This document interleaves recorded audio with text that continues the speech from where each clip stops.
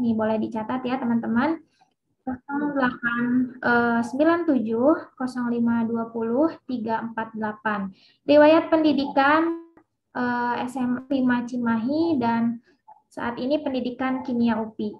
Riwayat organisasi KSRPM unit UPI dan moto hidupnya berbuat yang baik, laksanakan dengan hati. Masya Allah ya. Dari kita yang pertama. Lanjut teh, Siti pemateri yang kedua. Langsung dibacain sekaligus ya. Ada dua orang pemateri. Nah, ternyata materi kedua ada Teh Afifi Mutiarani, teman-teman. Tempat tanggal lahirnya di Muara Bulian tanggal 24/1, agama Islam, alamat Muara Bulian, Kabupaten Batanghari, Jambi. Nah, jauh sekali ya teman-teman. Nomor teleponnya boleh dicatat 81200 12 14. Riwayat pendidikan SMPN 3 Batanghari 2013 sampai 2016. SMAE Titisan Teras Haji Abdurrahman Sayuti Jambi 2016 sampai 2019. Lalu ada riwayat organisasi, boleh di scroll teteh operator. Nah, ini banyak sekali ya, PMR, ketua kategori rehat, anggota biro kaderisasi BEM Hima biologi, BEM himpunanologi, lalu anggota biro kaderisasi KSRPM Unit UPI. Mata hidupnya selalu ada langkah pertama untuk semua. Itu dia tadi CV dari para pemata hari ini. Oke, untuk itu waktu dan tempat saya persilahkan kepada Teh Novi dan Teh Afifi. Sudah ada di halo Teh. Halo, Teh Maitza. Baik, halo Teh. Silakan Teh, waktu dan tempat saya persilahkan. Ya, teman-teman, tunggu 2 menit lagi ya. Kebetulan ini di tempat Novi lagi ada. Gak apa-apa?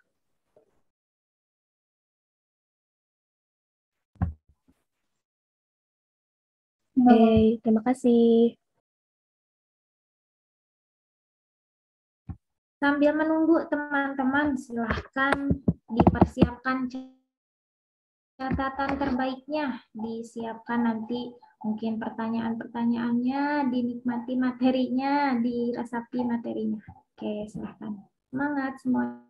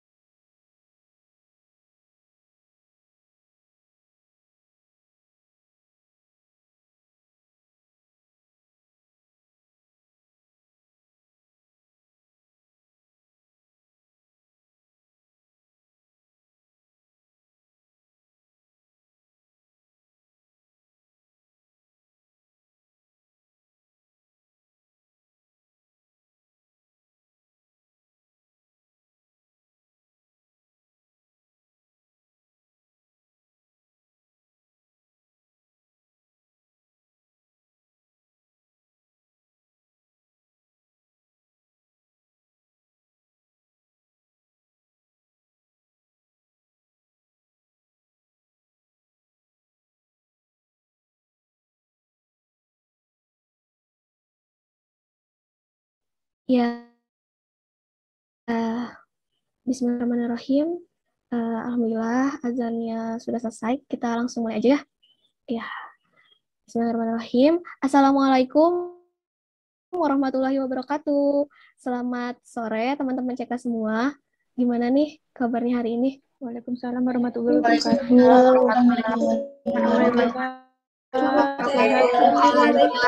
Alhamdulillah. Wah, mantap nih ya, pada aktif-aktif nih. CK-nya udah sore ya, tapi masih pada aktif. Alhamdulillah.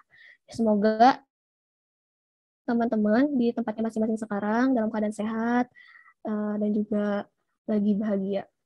Oke, sip. Nah, teman-teman yang bisa on cam yuk. Teteh pengen lihat nih wajah-wajah cantik dan gantengnya CK36, walaupun hanya lewat Zoom dulu ya. Nanti mungkin ke depannya mudah-mudahan kita bisa bertemu secara langsung. Kan yuk yang lihat nih Teteh ganteng dan cantik-cantiknya CK36. Nih banyak ya yang udah on cam juga. Terima kasih teman-teman. Ya, sebelum kita sharing, Teteh pengen cek dulu nih semangatnya. CK.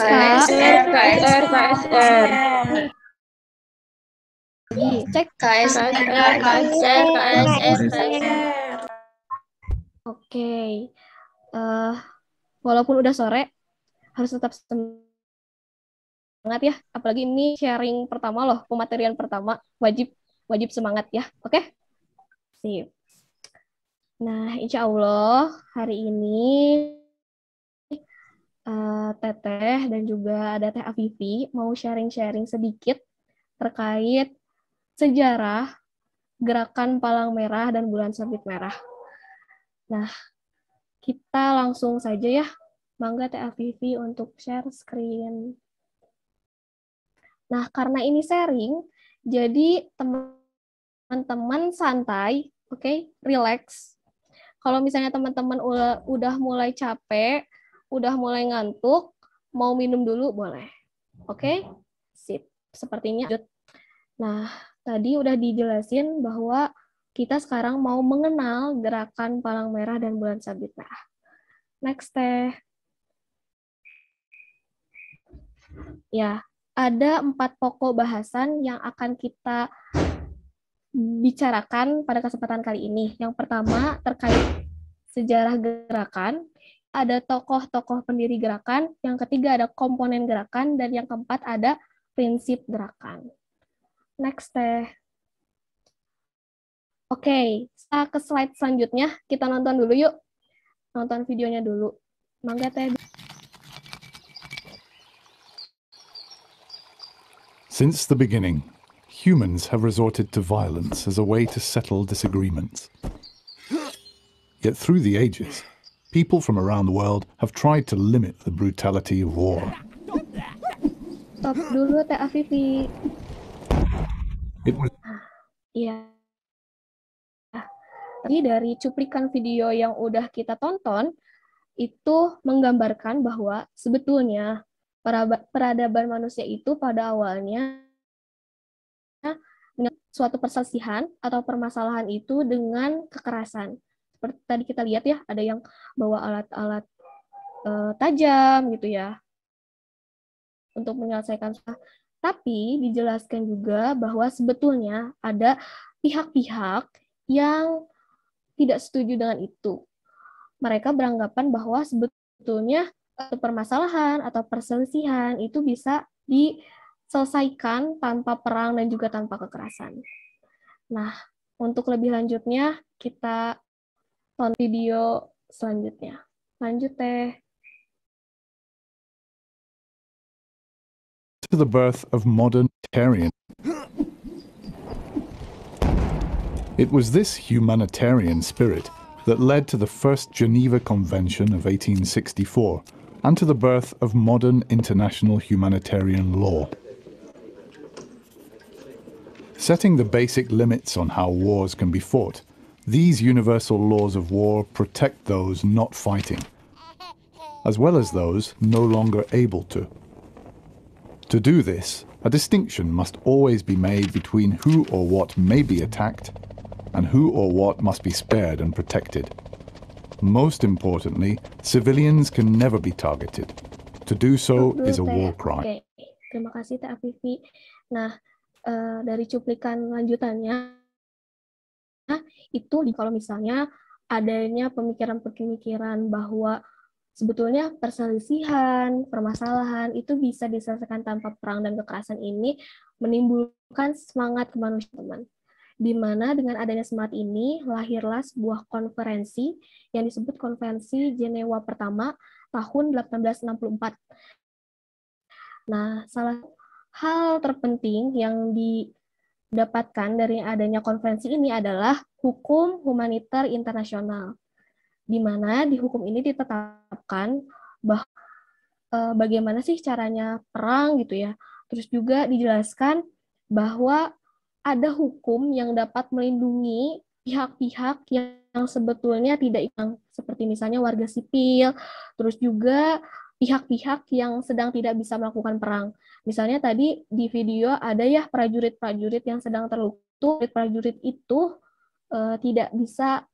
sedang tidak bisa ikut perang gitu. Jadi ada hukum yang melindungi orang-orang tersebut. Nah, semoga dengan cuplikan video tadi itu bisa menjadi gambaran awal buat teman-teman kenapa sih akhirnya ada gerakan Palang Merah dan Bulan Sabit Merah. Nah, untuk lebih lanjutnya akan menuju ke slide selanjutnya. Next deh. Nah, ya.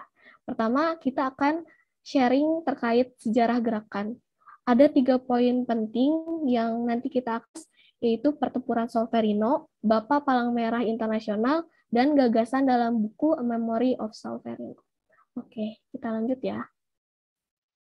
Teman-teman, pada tanggal 24 Juni 1859, ada suatu pertempuran namanya Pertempuran Solferino. Solferino itu ada, kira-kira ada yang tahu Solferino itu ada di mana? Sepertinya belum tahu Teh ya, nggak apa-apa.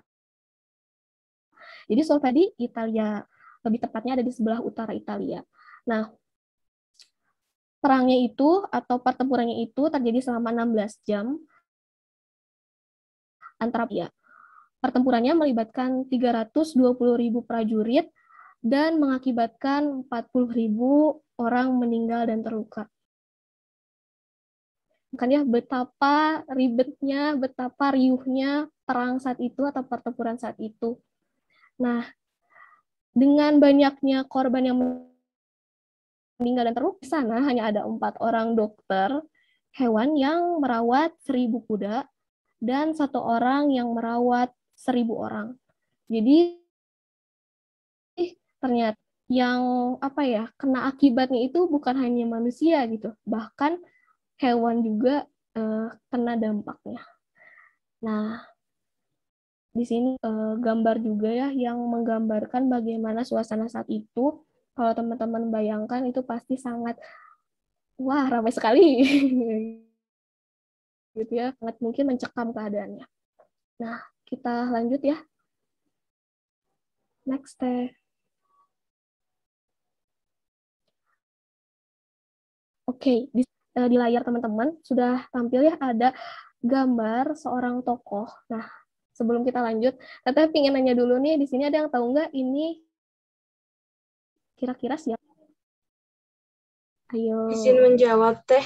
Ya, mangga siapa nih? 056 Kania Zahra Putri, izin menjawab Jen Henry Dunan. Oh, betul. Ya, betul katakannya ya. Terima kasih Kania. Mangga bisa diklik Teh untuk selanjutnya. Ya, ini adalah Henry Dunan. Jadi Henry Dunan ini siapa Teh? Nah, Henry Dunan ini pengusaha kebangsaan Swiss yang lahir tanggal 1828 dan wafat tanggal 30 Oktober 1910. Nah, saat pertempuran terjadi, kebetulan Jen Henry Dunan ini ada perjalanan bisnis, teman-teman, buat ketemu sama Kaisar Napoleon III. Nah, di tengah perjalanannya, Jen Henry Dunan ini melewati tadi Solferino yang sedang habis perang gitu ya, habis ada pertempuran. Nah, Jan Henry Dunant ini saat lewat ke sana masih dan juga terketuk hatinya untuk membantu orang-orang yang terluka. Akhirnya Jan Henry Dunant ini mengumpulkan orang-orang yang ada di Solferino selama 3 hari untuk merawat luka. Nah, saat itu tentu zamannya beda sama sekarang, teman-teman. Kalau sekarang ngangkut orang sakit bulan, ya enggak. Terus sekarang udah banyak peralatan-peralatan canggih yang bisa digunakan untuk membantu korban-korban yang terluka. Tapi beda saat itu, teman-teman. Saat itu kan fasilitas serba terbatas. Nah, dengan terbatasnya itu banyak akhirnya korban-korban yang tidak bisa dirawat meninggal dulu. Selain itu juga antara jumlah orang yang terluka dan orang yang menolong itu mungkin perbandingannya sangat jauh gitu. Sehingga dengan adanya hal tersebut tentu semangat dari orang-orang yang membantu Jan Henry Dunant saat itu jadi melemah gitu ya. Jadi tidak semangat lagi gitu. Nah, akhirnya Jan Henry Dunant mengatakan suatu kata-kata bijaknya gitu ya yang dapat membangkitkan semangat orang-orang yang ada saat itu. Kata-katanya ini, teman-teman, Sierra Teli, atau artinya adalah kita semua bersaudara. Nah, dengan adanya kata-kata ini atau quotes ini gitu membangkitkan semangat di sana. Selain itu juga membuka mata dan hati mereka bahwa untuk nolong itu sebaiknya kita nggak membeda-bedakan antara ataupun golongan gitu. Jadi di sini dicetuskan sama Jan Henry Dunant, gitu, dikasih quote gitu sama Jan Henry Dunant bahwa sebetulnya kita itu semua bersaudara. Di keadaan seperti itu sebaiknya kita saling tolong-menolong. Seperti itu, teman-teman. Oke, sampai sini Novi pengen tanya dulu nih, gimana? Aman, teman-teman? Aman? Lanjut ya? Siap, lanjut ya. Oke, lanjut ya. Next ya. Nah, teman-teman, sepulangnya dari Solferino, Jan Henry Dunant kembali lagi ke Swiss. Dan akhirnya pada tahun 1962, Jan Henry Dunant ini menulis sebuah buku. Nah, bukunya judulnya ini. Kalau terlihat ya di sini, Un Souvenir de Solferino, ditranslate ke bahasa Inggris jadinya A Memory of Solferino. Kalau mau ditranslate lagi ke bahasa Indonesia jadinya Memori dari Solferino. Nah, dalam bukunya Jan Henry Dunant ada 2 gagasan yang penting. Nah, di sini yaitu pertama membentuk organisasi sukarelawan yang disiapkan untuk menolong korban perang dan membuat perjanjian internasional untuk melindungi korban perang atau serta melindungi para relawan yang membantu dinas kesehatan militer. Seperti itu. 2 gagasan ini penting dan nanti akan berkaitan dengan slide selanjutnya. Jadi kita lanjut dulu ya. Next teh. Nah, di sini yang kedua kita akan mengenal tokoh pendiri gerakan. Nah, disebutnya Komite 5. Kita next ya. Jadi pembentukan Komite 5 ini dibentuk tanggal 9 Februari 1863. Komite 5 ini terbentuk karena Jan Henry Dunant membuat buku dan bukunya itu disebarkan kepada orang-orang dan akhirnya membuat beberapa tokoh penting yang Eropa tertarik dengan gagasan-gagasan yang ada dalam buku tersebut. Nah, yang pertama ada Gustave Moynier. Gustave Moynier ini yang ditunjukkan oleh kursor. Terus ada Dr. Louis Appia.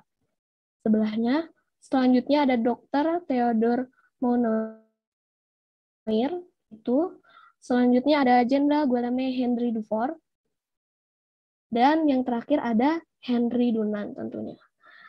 Nah, ada ini terbentuk gitu ya, karena beliau-beliau memiliki gagasan yang sama dan pemikiran yang sama terkait atau organisasi yang memberikan gambaran terkait bagaimana sih sebetulnya seharusnya perang dapat dilakukan, lebih jelasnya pertempuran dapat dilakukan. Nah, namun pada tanggal 17 Februari 1863 itu diganti namanya teman-teman, Komite 5, atau belum diganti ya, tapi mencetuskan untuk adanya Komite Internasional untuk Bantuan Para Tentara yang Cedera. Nah, ini Komite Internasional untuk Bantuan Para Tentara yang Cedera ini akhirnya menyatukan beberapa wilayah, bukan wilayah, tapi mengumpulkan beberapa negara gitu yang memiliki pandangan yang sama. Ya, pada tanggal 17 itu dibentuklah komitenya. Adapun ketuanya sendiri itu adalah Jean Guillaume Henry Dufour, ya, jadi ketuanya. Nah, setelah itu 1863 Komite Internasional untuk Bantuan Para Tentara yang Cedera ini melakukan konvensi internasional pertamanya oleh pemerintah Swiss dan dapat menghadirkan 16 negara perwakilan yang memiliki pandangan yang sama terkait adanya gerakan. Nah, kebanyakan ini adalah negara-negara yang berasal dari benua Eropa. Akhirnya, konferensi ini menghasilkan 10 pasal. Adapun pasal yang sangat penting adalah terkait digantinya nama Komite Internasional untuk Bantuan menjadi Komite Internasional Parang Merah, atau kita sebut ICRC.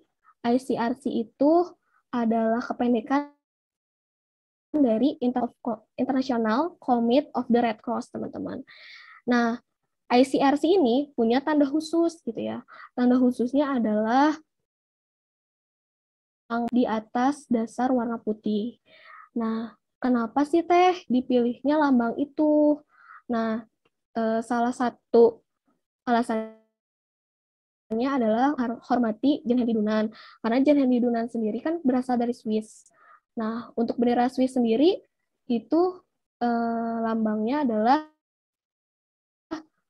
putih di atas dasar warna merah. Nah, ini kebalikannya gitu, teman-teman. Nah, terkait kelanjutan Teh kenapa harus segitu, akan dibahas di pertemuan selanjutnya. Untuk pertemuan kali ini kita akan membahas terkait badan-badannya dulu, gitu ya. Ini dasarnya dulu, gitu ya teman-teman. Untuk selanjutnya terkait ICRC itu akan dibahas oleh Teh Afifi. Mangga Teh Afifi. Afi, halo teman-teman, berjumpa lagi dengan Teteh. Jadi terima kasih banyak Teh Novi. Nah, jadi tadi teman-teman ada komite 5 tadi untuk menggagas gerakan. Gerakannya itu apa? Tadi salah satu contohnya ICRC. Selain ICRC, ternyata bukan cuma ICRC, ada gerakan-gerakan lain, yaitu contohnya ICRC, IFRC, dan Perhimpunan Nasional. Nah, untuk lebih lengkapnya kita bakal bahas satu persatu. Mungkin ya, ini sifatnya kan sharing-sharing. Mungkin ada yang pernah dulu di PMR membahas tentang ICRC, IFRC, dan Perhimpunan Nasional. Dalam bahasa Inggris, dalam bahasa Indonesianya ini teman-teman kepanjangannya ICRC, IFRC, dan Perhimpunan Nasional. Mungkin kita bisa bahas mulai dari satu persatu. Pertama ada ICRC. Adalah swasta yang netral dan mandiri. Yang tadi udah disebutin sama Tenovia, kenapa dia swasta? Karena dia bukan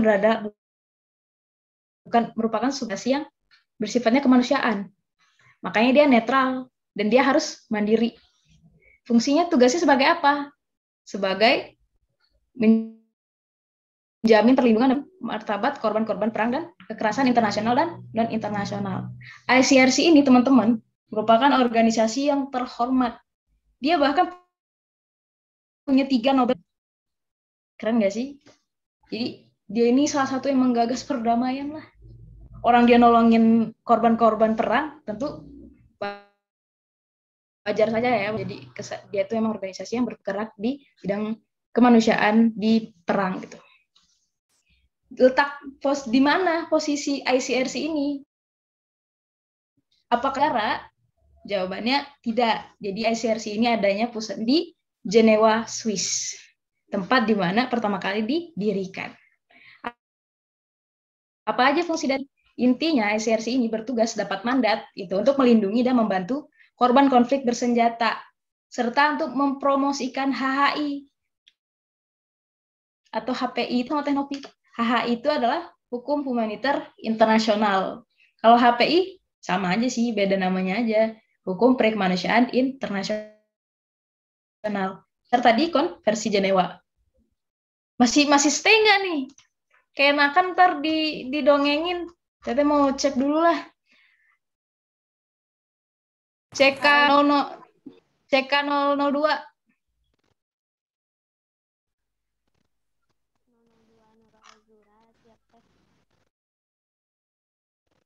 Ini apa? Ada yang bisa bantuin temen? Kalau misal dibilang CK002? 002 siap. Oke, CK007? CK007. Oke. CK040? CK40 siap. Oke. Masih ya. Nanti Teteh cek lagi. Diingat-ingat ya teman-teman nomornya. Nomor aku berapa ya Allah, nomor aku berapa. Sip, kita kembali ke lab ICRC. Nah, lebih detailnya lagi, ICRC itu tugasnya tadi sebagai bantuan untuk korban perang. Bayangin nggak sih, korban perang bakal kena nih, nggak ada yang nolong, orang kan semua sedang perang, kan ya? Lalu juga dia diseminasi apa? Diturunkan lagi jadi hukum perkemanusiaan internasional, diturunkan lagi konversi Jenewa sekian. Gitu. Selain itu apalagi sebagai memulihkan hubungan keluarga. Nah, memulihkan hubungan keluarga ini hati-hati ya, gengs. Ini maksudnya pemulihan hubungan keluarga atau restoring family links. Nanti kita juga bakal di salah satu pertemuan di next di Klatsar. Salah satunya itu untuk menghubungkan hubungan keluarga yang terpisah karena perang gitu. Untuk lebih detailnya kita bakal bahas di lebih dalam lagi, nanti ada pemateriannya. Ini kita masih dasar dulu. Lalu ada juga untuk kunjungan tahanan.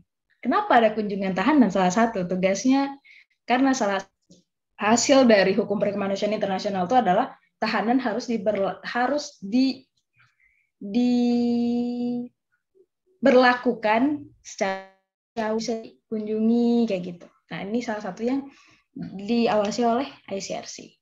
Lanjut, kalau ICRC tadi nggak bahas tentang perang, kan musibah perang, muncullah IFRC. IFRC ini sebelum jadi namanya IFRC, ada perubahannya dulu, ada step-stepnya dulu. Tahun 1983, Liga Perhimpunan Palang Merah, Bulan Sabit Merah. Lalu ganti lagi 1915 jadi Liga Perhimpunan Palang Merah. Terus ganti lagi nih setelah tahun 1991 akhirnya Federasi Internasional Perhimpunan Palang Merah dan Bulan Sabit Merah. Bedanya apa dari logonya? Kita bisa lihat ya, ada palang merah dan ada bulan sabit merah. IFRC ini mendukung aktivitas kemanusiaan yang dilaksanakan oleh Perhimpunan Nasional. Tadi ada 3 ya, IFRC, satunya lagi pernah bahas dulu. Intinya dia adalah support system, koordinator dari Perhimpunan Nasional sebagai juru bicara, sebagai kepala gitu. Nah, dan juga untuk menyebarluaskan HPI dan mempromosikan prinsip dasar gerakan. Nah, maksudnya ini mempromosikan tentang HPI adalah biar orang-orang juga tahu kalau ini tuh harus dilakukan, ini nggak harus dilakukan, ini atas dasar kan. Itu salah satu fungsi dari IFRC. Mandatnya atau tugasnya nih versi kamu diberi mandat sebagai koordinator Perhimpunan Nasional dalam bantuan bencana alam, teknologi, dan kesehatan. Mana contohnya teh ini? Tahu ini? Bapak ini siapa? Siap, tahu teh. Siapa tuh, Kania? Izin menjawab 056 Kania Azahra Putri, Bapak Yusuf Kala sebagai Ketua PMI Indonesia. Sebagai ketua PMI Indonesia, kepala PMI Indonesia, Palang Merah Indonesia, kepala Palang Merah Indonesia. Nah, beliau diterjabat tangan RC karena beliau adalah sebagai perhimpunan nasional. Mungkin ada yang udah tahu ya perhimpunan nasional. Nanti kita bahas lebih detail. Nah, beliau ini sebagai perwakilan dari koordinator. Jadi badan penghubung dengan perhimpunan nasional. Jadi ada kerjasama. Satu lagi fungsinya adalah membantu korban bencana alam dan pengungsi di tempat non-konflik bersenjata. Jadi itu versi yang turun. Nah ini, siap-siap ya. Siap-siap namanya CK berapa ya? CK 069.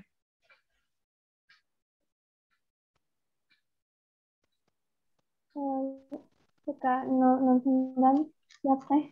Nah, Soalnya tadi kurang dengar lagi ngisi presensi. Oh, ya udah ganti. Nggak jadi dapat skor berarti. CK 00 berapa ya? 00 berapa? Cemas yang 10 besar. 00 berapa? 007.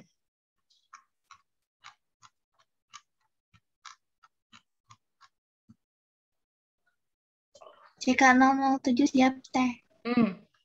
Apa geser jadinya? Apa Perhimpunan Nasional Indonesia?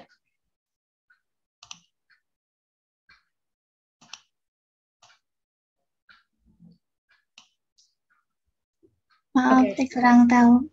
Oke. Nggak apa-apa. Salah Tete juga sih, belum dikasih tahu, terus udah nanya ya, siapa tahu. Jadi Perhimpunan Nasional itu, gengs, ada 2. Antara bulan sabit palang merah atau bulan sabit merah.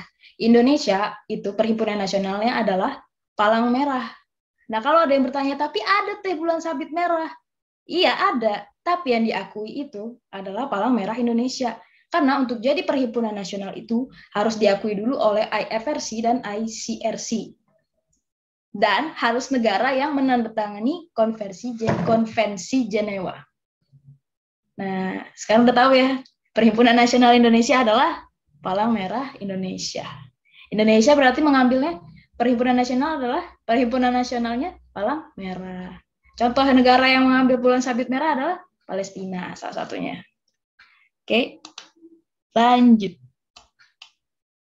Nah, apa fungsi dari Perhimpunan Nasional ini? Tergantung dari negaranya masing-masing. Kalau misal di Indonesia lagi ada bencana, lagi ada longsor, lagi ada gunung meletus, ya gunung itulah gitu, ya. Nah berarti melakukan bantuan bencana ke lokasi-lokasi tersebut. Kalau lagi nggak ada bencana teh, lagi adem ayem gitu, berarti misalnya melakukan kegiatan sosial, donor darah, bantuan masyarakat gitu. Atau memang lagi aman tentram nggak ada masalah teh, berarti persiapan kalau misalnya nanti ada musibah gitu, ada bencana gitu, seperti pelatihan pertolongan pertama seperti kita gitu kan. Jadi Perhimpunan Nasional ini memiliki kegiatan sesuai dengan kebutuhan negaranya masing-masing. Istilahnya Perhimpunan Nasional, di atasnya IFRC. Perhimpunan Nasional tiap negara gabung di bawah IFRC gitu. Sip. Nah ini mungkin masih ada yang bingung, boleh di screenshot mungkin atau dicatat kalau kebut perbedaannya gitu. Bukan perbedaan sih, ya benar. Fungsi dari ICRC, IFRC, dan Perhimpunan Nasional. Nah, kenapa ICRC dan IFRC dan Perhimpunan Nasional ini bisa bercorakan apa namanya itu kepalang merahan? Karena mereka punya prinsip yang sama. Ketika prinsip itu sudah tidak dipakai lagi, salah satu prinsipnya misal, berarti mereka bukan organisasi kepala merahan lagi. Nah, apa tuh prinsipnya? Seperti tahu kan? Seperti tahu. Iya. Namanya adalah 7 prinsip Gerakan Palang Merah dan Bulan Sabit Merah Internasional. Sebuah gerakan tadi bakal jadi gerakan kepala merahan kalau masih tetap menganut prinsip ini. Yang dulu KSR pasti ingat ini, nyebutin. Tapi kali ini kita bakal belajar pemaknaan dari prinsip gerakan ini. Lanjut. Sambil nonton film mau? Kita nonton film dulu ya.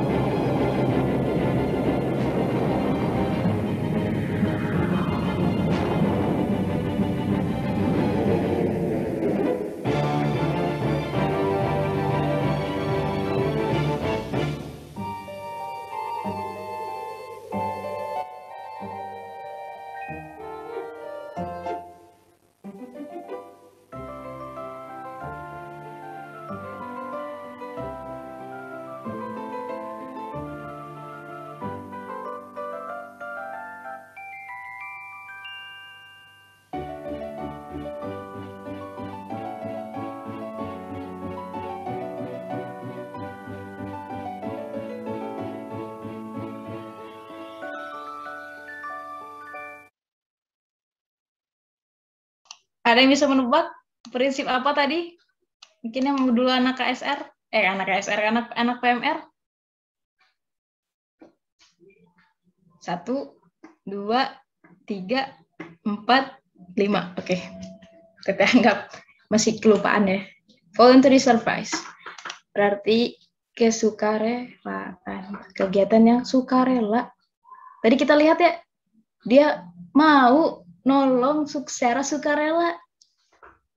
Nah, di sini salah satu yang penting dari sukarelaan. Tahu nggak sukarelaan itu? Aduh, tunggu, salah laser guys. Bentar.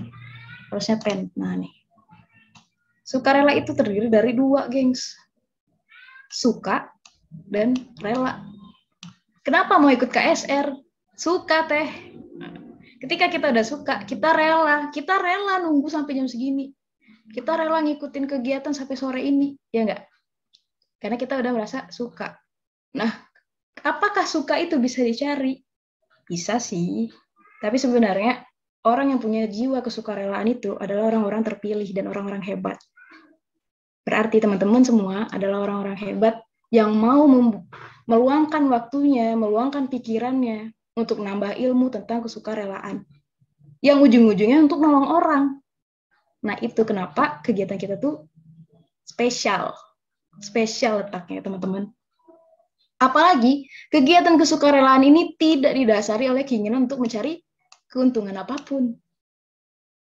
Itu yang salah satu bikin organisasi kita tuh spesial. Karena tadi, apakah kesukarelaan itu cuma bisa dicari ketika ngikut KSR? Tidak. Banyak kegiatan lain. Yang ini, teman ini gitu ya, kegiatan sosial lain. Tapi ketika kita udah masuk ke KSR atau masuk ke ke organisasi kepala merahan, pasti kita punya jiwa kesukarelaan. Kalau gitu kita nggak bakal bertahan di organisasi itu. Nah, ini salah satu prinsipnya adalah kesukarelaan. Tunggu, kita hapus lagi. Kita lanjut ya ke prinsip yang kedua.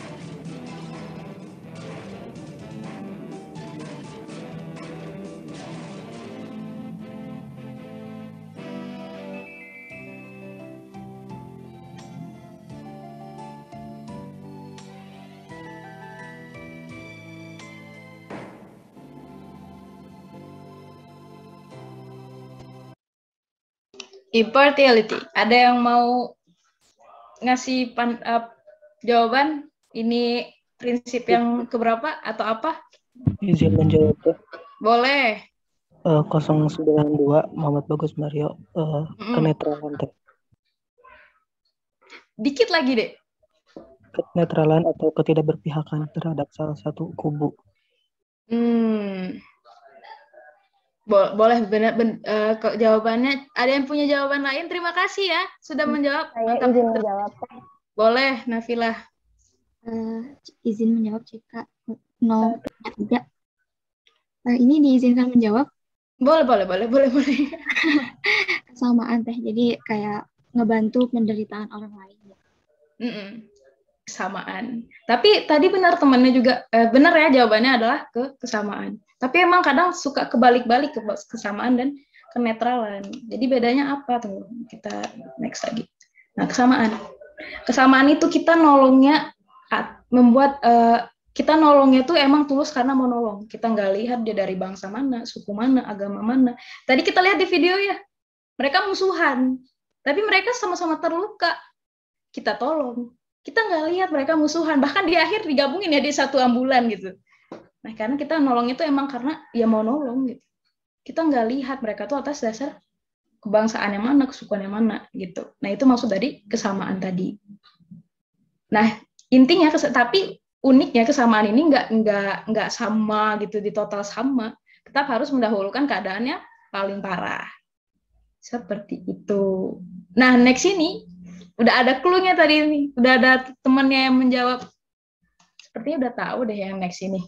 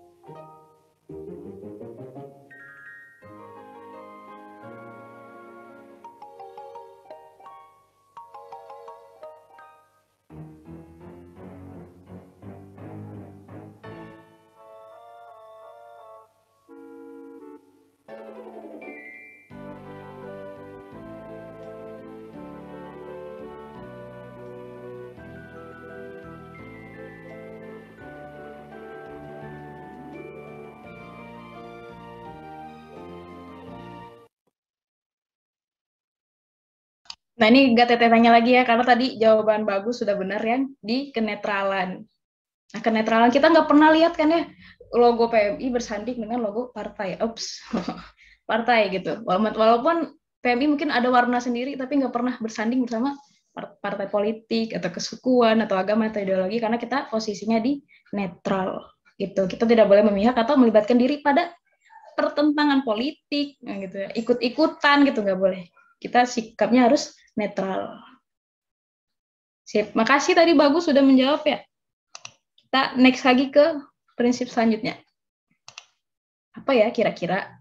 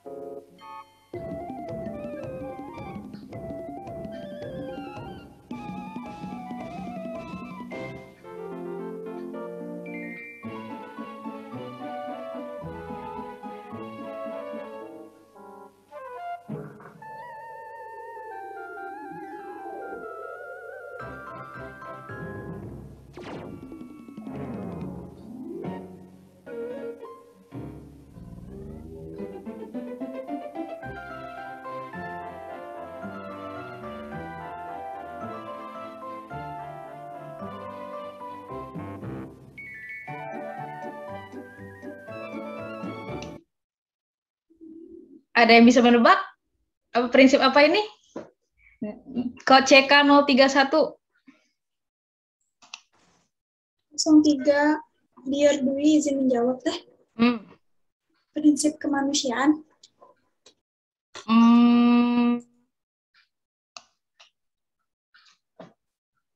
CK 089 Hawani izin jawab teh. Bentar, temannya belum lagi. Bentar. Bersemangat, nggak apa-apa. Tadi CK Dwi ya? CK 031. Mau tetap jawabannya atau mau diganti? Diganti deh teh. Boleh. Apa tuh? Kemandirian teh. Kemandirian. Nanti tetap diresen aja tadi yang cek berapa tadi? Jangan langsung di lower hand. Aduh. Iya, nanti langsung habis itu set naik ya. Ngantri jawabnya. Independen deh, benar. Kemandirian. Karena kita tadi netral. Kita harus mandiri. Maksudnya mandiri di sini adalah mandiri itu kita tuh punya prinsip. Tadi kata Raja, nggak boleh nolong rakyat, nggak boleh nolong daerah itu. Kita nggak bisa. Kita harus nolong karena mereka butuh pertolongan. Gitu. Karena kita punya prinsip, makanya digeser di rajanya ya, karena kita mau nolong. Gitu. Prinsip kita balik lagi, kita mau nolong, kita nggak lihat mereka dari partai mana, daerah mana gitu. Balik lagi kita punya prinsip, makanya kita disebut organisasi yang mandiri. Gitu. Kalau udah nggak mandiri lagi, berarti hilanglah aura dari kepala merahannya. Lanjut lagi. Terima kasih yang sudah menjawab. Kita lanjut ke, aduh, hilang mouse-nya. Ketahuan. Ya udahlah, sambil nonton aja ya.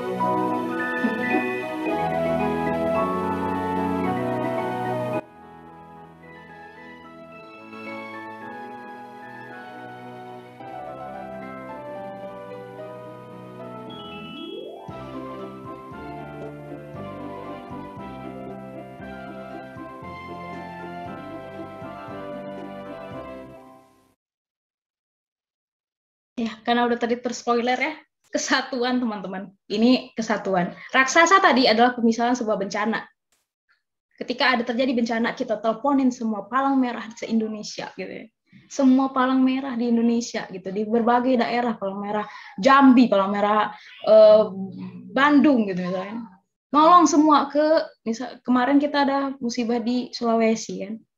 Nah, itu karena kita tuh punya suatu kesatuan, yaitu palang merah Indonesia. Nah, itu maksudnya dari kesatuan. Itu. Kita harus andil karena kita bagian dari organisasi tadi. Terakhir. Belum.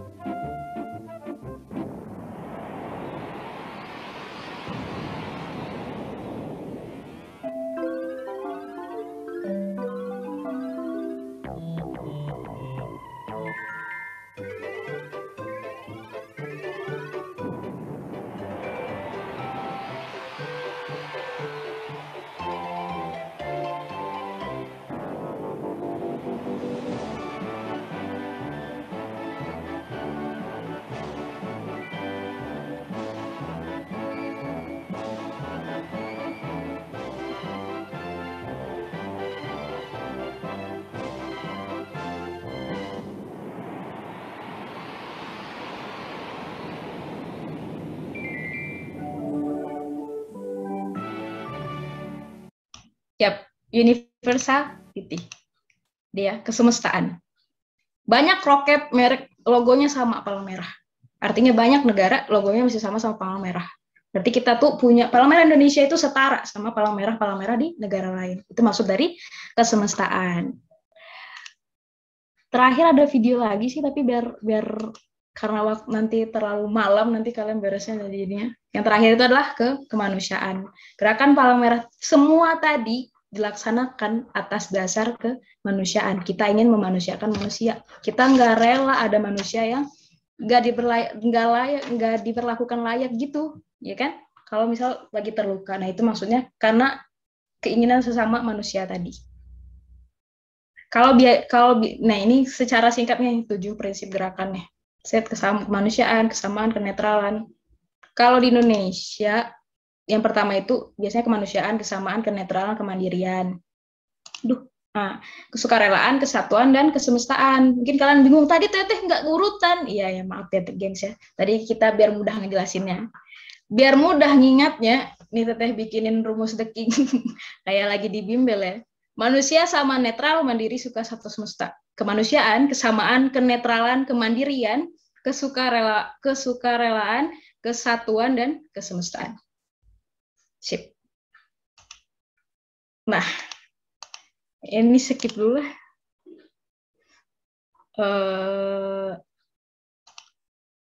Karena nanti kalian lama banget. Sip. Sekian mungkin presentasi pematerian dari Teteh dan Teh Novi. Kurang lebihnya mohon maaf. Semangat.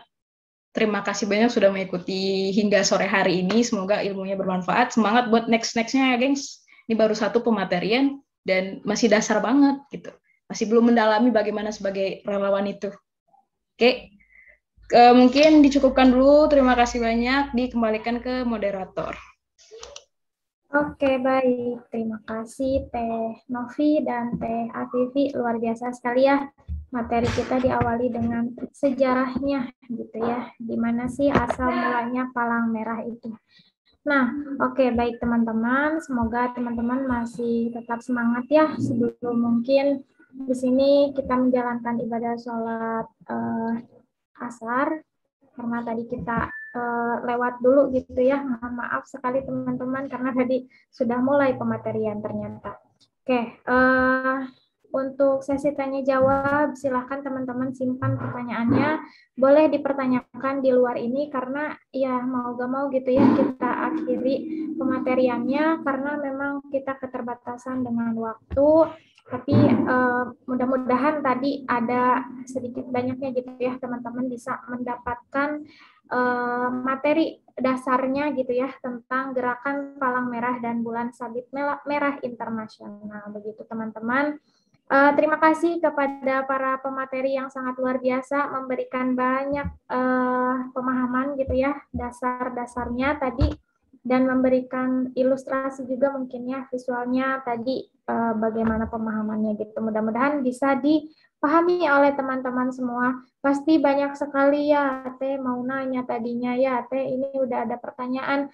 Ya silakan teman-teman boleh ya Teh Afifi dan Teh Novi teman-teman bertanya di luar pematerian ini sangat diperbolehkan dong ya biar kita juga menjaga silaturahminya.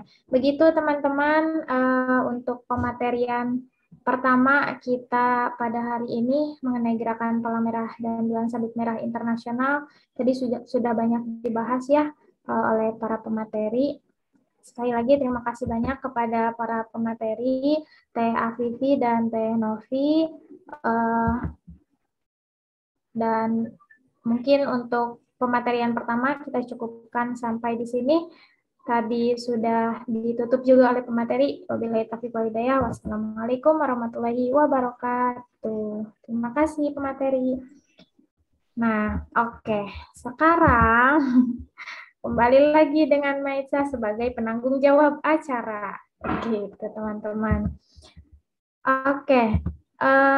Setelah pematerian biar lebih afdol gitu ya teman-teman, silahkan untuk mengerjakan sedikit bingkisan soal dari kami, dari panitia untuk mengulas materi tadi gitu ya. Nah, itu linknya silahkan dicoba diakses terlebih dahulu. Apakah bisa diakses, teman-teman?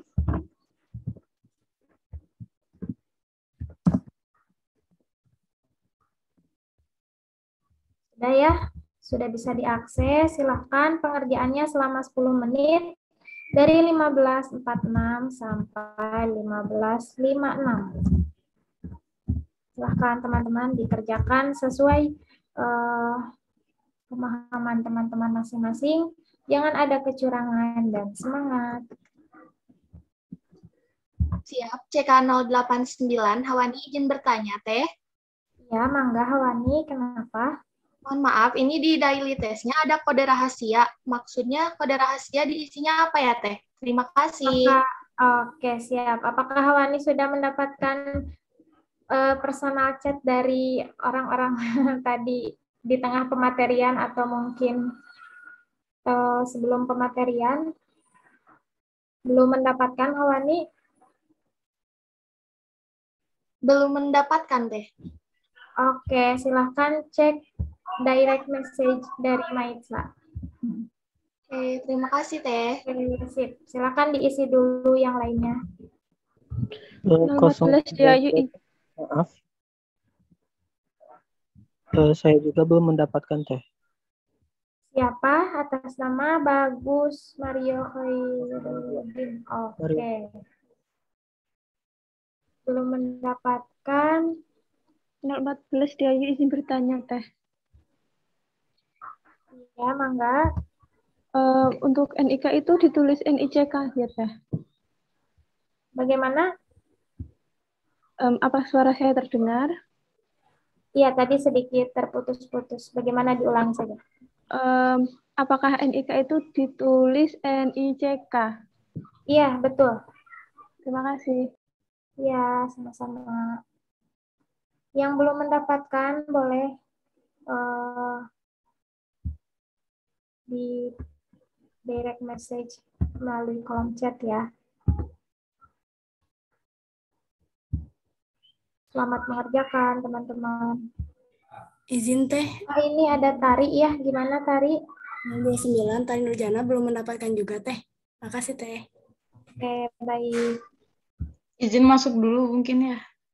Teman-teman CK mungkin yang belum dapat boleh langsung DM Teh Maitza. Teh, punten saya belum dapat gitu. Nanti langsung Teh Maitzanya biar cepet. Gitu. Isinya ribut nanti temannya lagi ngerjain ini daily test. Direct message saja ya.